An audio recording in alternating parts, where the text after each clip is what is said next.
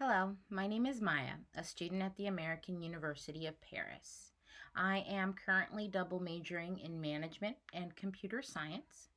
I am building an 8-bit breadboard computer, and this is the first time I've ever built something like this. These are my trials and tribulations on that journey.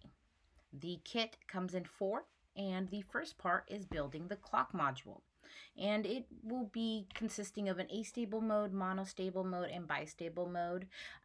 In my videos, we'll go over that, and these are just pictures of what the actual pamphlet is. There's no real instructions, just components, a schematic, and the chips that we'll be using. The computer's clock is used to synchronize all operations. The clock we're building in this kit is based on the 555 timer, which can act as a timer, oscillator, or a latch. Besides the long nails, my first obstacle was actually getting power to the breadboards.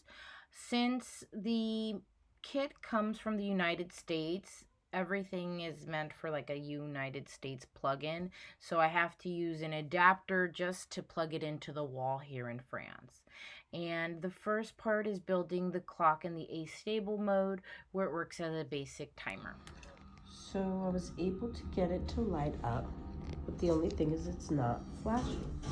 And I'm not sure if it's because I don't have the 100 ohm one.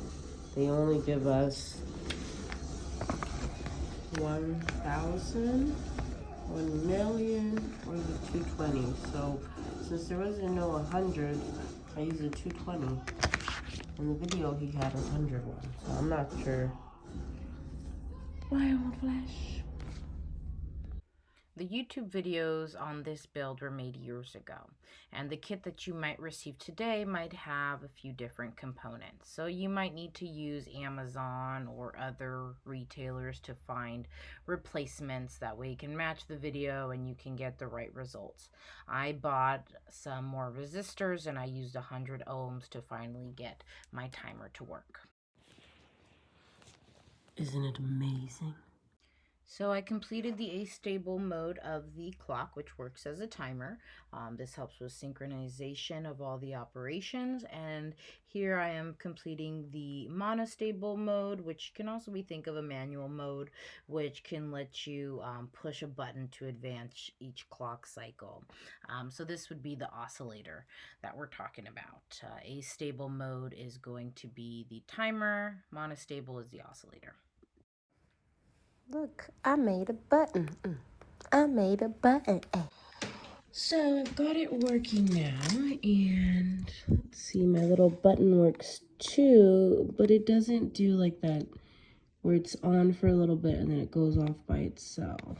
So then I thought maybe it's because I'm not positioning right with the 3 clip of the 555 timer.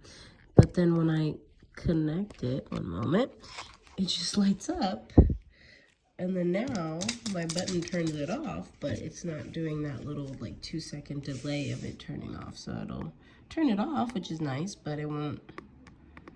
Okay, so now it won't turn off at all. So it's an interesting problem, but I'm happy at least the first part of it's working and I can get the button to work. I just need to work on getting that like little 2-second delay going. So I'll try to work on that next time, probably tomorrow. So it works like that, but it doesn't give you that 2-second delay in the video.